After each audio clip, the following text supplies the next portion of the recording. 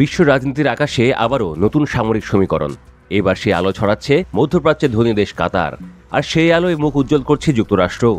শুক্রবার মার্কিন প্রতিরক্ষা সদর দপ্তর পেন্টাগন ঘোষণা করেছে, যুক্তরাষ্ট্রের আইডাহো অঙ্গরাজ্যের একটি বিমান ঘাঁটিতে কাতারি বিমান বাহিনীর একটি বিশেষ প্রশিক্ষণ কেন্দ্র নির্মাণ করা হবে। যুক্তরাষ্ট্রের ভূমিতেই এবার যুদ্ধ বিমানে শান দেবে কাতারি পাইলটরা, গড়ে তুলবে নিজেদের দক্ষ হিসেবে। এই ঐতিহাসিক চুক্তিতে সই করেন মার্কিন প্রতিরক্ষামন্ত্রী পিট হেগসেথ এবং কাতারের প্রতিরক্ষামন্ত্রী Sheikh Saud bin Abdur Rahman Al Thani. Hegseth বলেন, এই যৌথ উদ্যোগ আমাদের দুই দেশের প্রতিরক্ষা সম্পর্ককে নতুন উচ্চতায় নিয়ে যাবে। একসঙ্গে প্রশিক্ষণ মানে একসঙ্গে শক্তি বৃদ্ধি।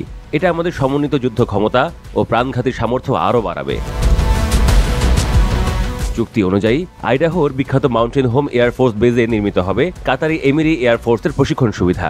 সেখানে থাকবে অত্যাধুনিক হ্যাঙ্গার, স্কোয়াড্রন ভবন এবং ফাইটার জেট F-15QA, যেগুলো তৈরি করেছে মার্কিন কোম্পানি বোয়িং।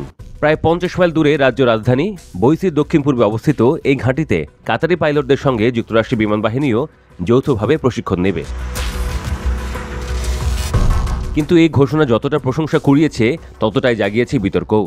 প্রেসিডেন্ট ডোনাল্ড ট্রাম্পের সমর্থকরা সোশ্যাল মিডিয়ায় ক্ষোভ প্রকাশ করেছেন। এক বিতর্কিত ডানপন্থী মুখপাত্র লরা লুমার একে বলছেন, এটা একটা জাতীয় লজ্জা। কোনো দেশকে কখনো যুক্তরাষ্ট্রের মাটিতে ঘাঁটি স্থাপনের অনুমতি দেওয়া উচিত নয়। তবে মার্কিন বিমান বাহিনীর মুখপাত্র অ্যান স্টেফানেক দ্রুতই সেই সমালোচনায় জল ঢেলে দেন। তিনি ব্যাখ্যা দেন, এটা কোনো বিদেশি ঘাঁটি নয়, এটি যৌথ প্রশিক্ষণের অংশ, যেমন আমরা সিঙ্গাপুর বা জার্মানির সঙ্গে করে থাকি। ওয়াশিংটন ও দোহা একে অপরের রাজনৈতিক ছায়াতলে আরও ঘনিষ্ঠ হচ্ছে।